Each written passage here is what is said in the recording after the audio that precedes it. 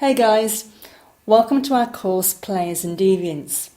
I can't wait to get started on our journey together, but first of all, let me get us all warmed up with the tiniest of introductions. Our course is about innovation in its broadest sense. What I mean by that is that we can talk about innovation in terms of typologies. You might have heard of radical innovation or incremental innovation, for example, or perhaps you've understood innovation as being subdivided into its contexts of application, innovative products, new business models, or new business processes, for example.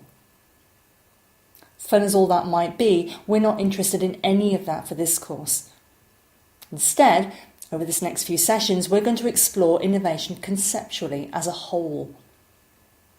Quite simply, we're interested in how things, again, we're not really interested here in defining those things, can be done differently.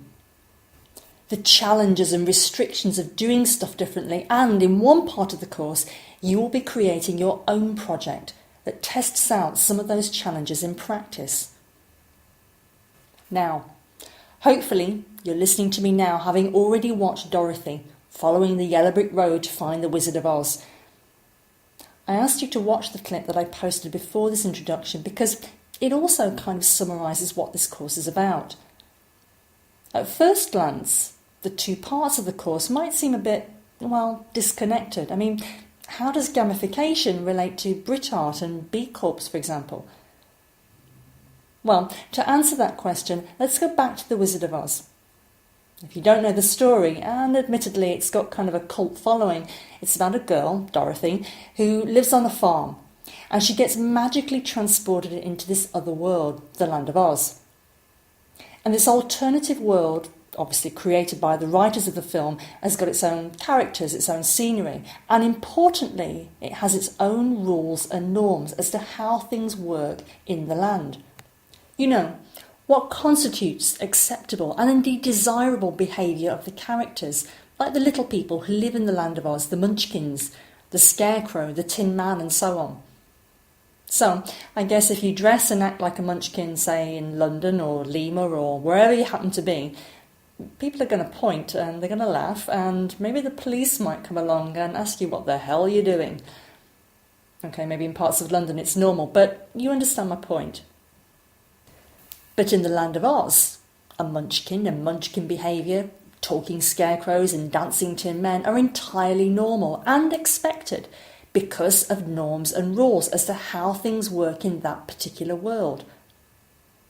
So, Dorothy travels through this world on a quest, and she learns new rules and norms as to how things work in Oz, and these kind of change the way that she behaves and thinks. And that's a good thing, because she needs to learn how to behave, how to adapt according to what is normal in the land that she's in order to achieve her quest. And very simply, that's what this course is about. It's about how worlds can be constructed and how those worlds influence behaviour, how they can control behaviour or influence behaviour, but how they can also be challenged and changed. And thus, that is how the two parts of the course fit together. But enough of that. Let's just jump in. But before we do, there are a couple of things that I do need to say. First of all, the technical bit, our learning objectives, and you know these from the syllabus, right? But to recap, you will be able to describe and critically discuss gamification as a process of innovation, including from an ethical dimension. You will also be able to describe how traditional, accepted ways of doing things can be challenged.